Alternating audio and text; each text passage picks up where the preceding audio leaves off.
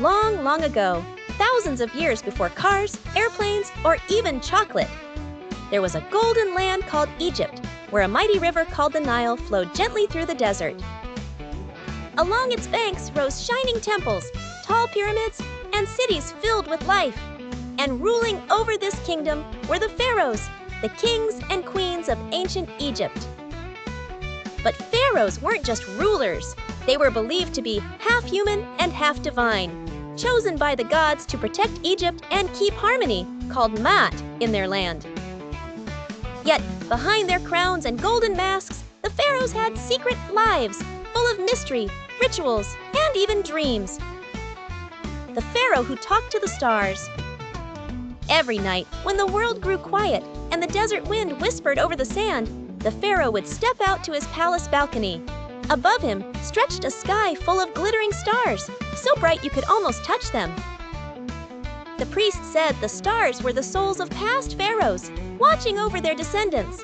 So each night, the pharaoh would lift his arms and speak softly. "Oh, ancestors, guide me. Show me how to rule wisely." It was said that the stars answered, not with words, but with dreams. When the pharaoh closed his eyes, he would see visions of the Nile flooding, the farmers rejoicing, and the gods smiling. That's how he knew the next day would bring good fortune. The secret guardians of the palace. Inside the palace, not every guard carried a spear. Some had whiskers and tails. Cats were sacred in Egypt.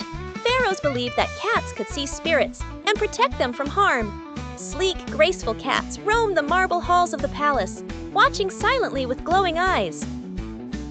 When the pharaoh sat upon his throne, a golden cat named Bastet, named after the cat goddess, often curled around his feet. No one dared to disturb her. The priests whispered that if Bastet purred, it meant the gods were pleased.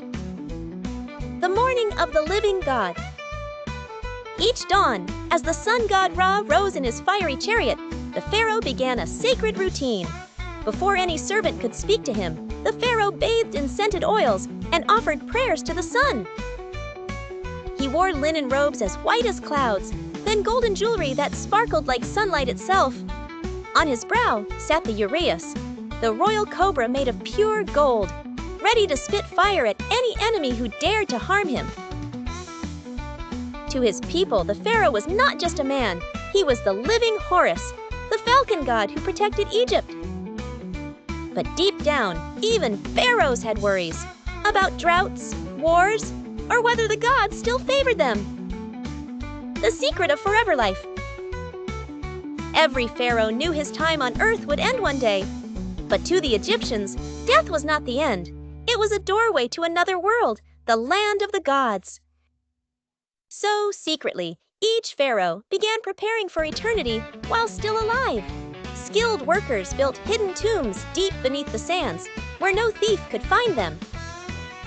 Inside, they placed treasures, food, boats, and even board games to keep the pharaoh entertained in the afterlife.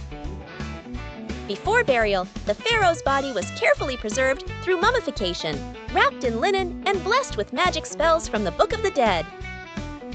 It was believed that when the stars aligned, the pharaoh's soul would awaken and journey to join Ra in the sky, shining forever as a star. The pharaoh's greatest secret. But perhaps the greatest secret of all was this. Though pharaohs were treated like gods, they still cared deeply for their people. They built canals so farmers could water their crops, temples so the gods would bless Egypt, and laws to keep peace across the land. They knew that even a god-king was nothing without his people. And so, as the Nile shimmered under the moonlight and the pyramids stood tall and silent, the pharaoh would whisper one last prayer before sleep. "May Egypt live forever. May my people dream of golden days." And maybe, just maybe, when you close your eyes tonight, a pharaoh spirit might drift by your dreams, smiling beneath his golden crown.